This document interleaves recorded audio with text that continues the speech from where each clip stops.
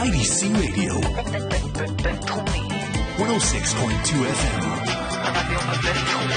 IDC Radio, in collaboration with Kol Israel. Terrorism's global impact. Highlights from the ICT's 11th International Conference. With Idan Landau. Good afternoon and welcome to the IDC Radio on 106.2 FM and 106.2 FM COIL on the Internet. We're here for a special broadcast from the 11th World Summit on Counter-Terrorism held by the International Institute for Counter-Terrorism. I'm Idan Landau and I'm here with Professor William C. Banks. Professor Banks, you're the Director of the Institute for National Security and Counter-Terrorism, Syracuse University in the United States. That's correct. It's nice to be here. Thank you. It's a pleasure. You just had a workshop on the new battlefields, old laws, the scope of the 21st century battlefield with forecasting the legal and policy landscape. Could you give us any of the highlights that you discussed during the workshop? I'd be happy to. For 5 years now, we've been working on a joint project with ICT here at the Interdisciplinary Center and our institute at Syracuse that we call New Battlefields, Old Laws. The title is pretty revealing of its content. That is, our position is that in the modern era of asymmetric warfare, where non-state actors wage war against states, that the traditional framework for regulating those wars is not well suited to manage the conflicts that don't involve traditional soldiers on traditional battlefields. The idea for the project really came during the 2006 Lebanon War. I, with Boaz Gnor here at IDC and a few others, began to think about the need for a project that would consider adaptations in the way that we regulate armed conflict. So now, for 5 years, I believe this is the 5th year here in Herzliya, we've held workshops that explore different dimensions of what we call the new battlefields. We've been quite successful in the workshops. The first book, as a result of our workshop efforts, will be published by Columbia University Press in New York City next month. And we have a second book now in the process of approval at a different university press that we expect to have out next year. Today's workshop was looking at the particular question of the scope of the battlefield. How do 21st century battlefields differ from those of the World War era or even of the Cold War period? We looked at questions such as whether organized crime syndicates and their narco trafficking, for example, could qualify as a battlefield activity, whether a state may use warlike responses to them. We looked at technical issues such as the capacity of autonomous weapon systems to operate without human intervention. We also looked to some degree at the extent to which cyber and other modern technical capabilities in warfare could sort of stretch the dimensions of what we think of as a conventional battlefield. Okay. When viewing the last decade of counterterrorism in retrospect to the 9/11 events, in a legal point of view, what has changed? I mean, have we made any gain? Have the laws remained the same? It's I'd say a mixed bag. In some respects, things are very much as they were 10 years ago in the international law community. There are not new treaties, new conventions that respond to the kind of al-Qaeda violence that was so heavily perpetrated on 9/11 and has been since. On the other hand, I believe that many nation states, including Israel and the United States, have made great strides in bringing their legal programs up to the contemporary operational environment. In some ways, you could say that the needs of the battlefield, the needs of the operational forces on the ground have helped to drive the legal regulation framework forward. What are the obstacles in changing the laws? Inertia. Many of the traditional laws of war are from the post-World War Geneva Convention era, 1949. It took a tremendous calamity, the horror of World War II to drive the nations of the world together for that kind of framework building enterprise. It was in the same era, of course, that the United Nations was created. Unfortunately, the divisions in the world since the Cold War and then the post-Cold War rise of non-state-sponsored terrorism have not given rise to the same kind of international consensus about the need for dramatic change. So the status quo is very difficult to affect. I see. With many terrorist organizations establishing political wings like Hezbollah and Hamas, how do you see the next 5 years of counterterrorism efforts in that regards with coping with those organizations? There is a real difference, I think, in countering terrorism in regard to groups that have some kind of a claim on territory or a claim of political legitimacy. Indeed, here in the Middle East, you face that situation uniquely with Hamas in particular, but with Hezbollah as well. Al-Qaeda, of course, is no such claim, never has, never will, nor have many of the other active sort of splinter or variant Al-Qaeda groups around the world. So I think the situation here in the Middle East is somewhat unique. There was a similar movement, of course, in Sri Lanka with the Tamils. That conflict was ended, at least for the time being, by the government in the last couple of years.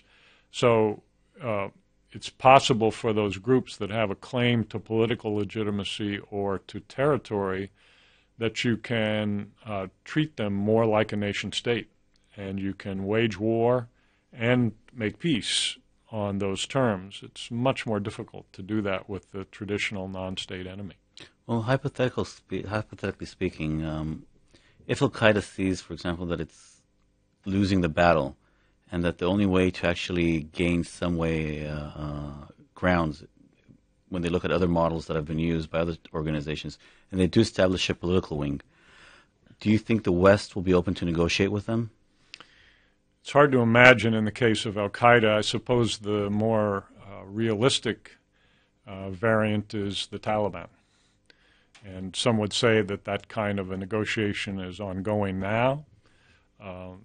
Just as Hamas or Hezbollah have various wings or gradations of violence or tendencies toward terrorism, so might the Taliban, and there may well be some segment, some sect within the Taliban that would be amenable to a reasonable negotiation. Negotiation, of course, is only a valuable tool if it can produce results that can be verified and enforced, and time will tell whether that's a credible possibility in this case. If we shift now more to the active form of counterterrorism, we've seen an increase of use in drones in different theaters of jihad as well as by other countries such as Israel and Turkey. With the increased involvement of human rights organizations and advocates, including UN institutions, how do you think it will affect these operations? I think the drone use is a very cutting-edge and difficult problem. I think from the perspective of the United States in countering terrorism, the drone has been perhaps the most effective weapon yet invented. It's been so effective, as we all know, in reducing the threat of Al-Qaeda in Afghanistan and Pakistan. At the same time, I think there are many of us in the U.S. who are worried about the regulation of the use of drones going forward, not so much from the United States use, but from others who may possess them. Soon, as you know, drones will be on the market. You'll be able to pick up a drone with a weapon in the same way that today we could buy an Uzi or another submachine gun. If you have the money, you can buy the weapon. So I think it's incumbent upon nation states and the international community to adopt a regulatory scheme that will try to assure the lawful use of those weapons only in authorized cases when there is an ongoing counterterrorism campaign. I know this is a bit of a more outside-of-the-box kind of question, but do you see any change in the use of weapons, and what would be the next weapon of choice against insurgents after the drone? Because at some point it will lose its effectiveness. You're doubtless correct. I think that there are two schools of thought here that are frequently discussed. One is to look at even newer forms of technology, weapons without human interface, sort of like the drone in the sense that you can manage them remotely and not put a pilot at risk. There are many other kinds of autonomous weapon systems that could be brought to bear, whether they be lasers or various forms of electronic warfare. The other is to think of non-kinetic, non-physically harmful means, cyber weapons, to use a cyber intrusion as a way, for example, to curtail electric power to a given area as a means of letting them be on notice that their state behavior is causing a threat to the one who uses the cyber weapon. And in some respects, it's a more humane form of warfare because cyber war can be waged without direct physical harm to people and may have a political impact as grave or significant as a traditional gun. How do you view the war on terrorism now that bin Laden has been killed? It's certainly a new chapter. I think that many experts believe that Al-Qaeda's days are numbered as an active terrorist organization. I think as some here at the conference in Herzliya have said repeatedly, I agree with these assessments that terrorism is becoming a more diffuse threat now. There are more splinter groups, more lone wolves, more groups without attribution who may not need to invoke the name Al-Qaeda to justify their existence. So in a way, I think the threat is just as serious but more difficult to quantify and to counter because it will be more difficult to identify the source. Do you think the U.S. will focus now on other terrorist entities now that there seems to be a decline in the activity of Al-Qaeda? I think there will be a greater attention. I think there's still considerable energy being given toward eradicating Al-Qaeda for all practical purposes. I think we are more concerned than ever in the United States with so-called homegrown terrorists. That's our problem. And more effort being made in our intelligence and law enforcement communities to prevent acts that could occur inside the United States. And I expect that to continue for a good long time. One of the purposes of the World Summit on Terrorism is increased cooperation between the different actors in the field. How do you see the next 5 years of cooperation? Well, I think that's one of the pieces of very good news. I think one of the side effects of 9/11 was to bring many nations' counterterrorism strategies and capabilities together. I think there's more intelligence sharing, even tactical and strategic planning sharing going on between allied governments than ever before.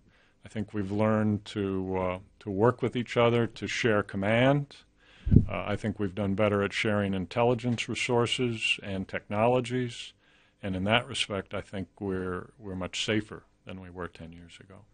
Do you think that the Arab Spring is actually going to affect that cooperation, since a lot of the information did come out of the more supportive regimes that are now gone? That's a good question, and the answer isn't clear yet. There's a danger that could have a negative effect, although it may be equally possible that it will simply strengthen our ability to share resources, information, intelligence as new democratic governments, or at least non-totalitarian regimes, non-terrorist support regimes come forward.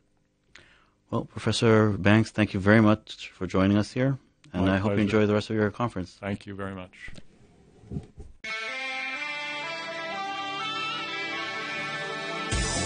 הרדיו הבינתחומי 106.2 FM הרדיו החינוכי של המרכז הבינתחומי לכל ישראל 106.2 FM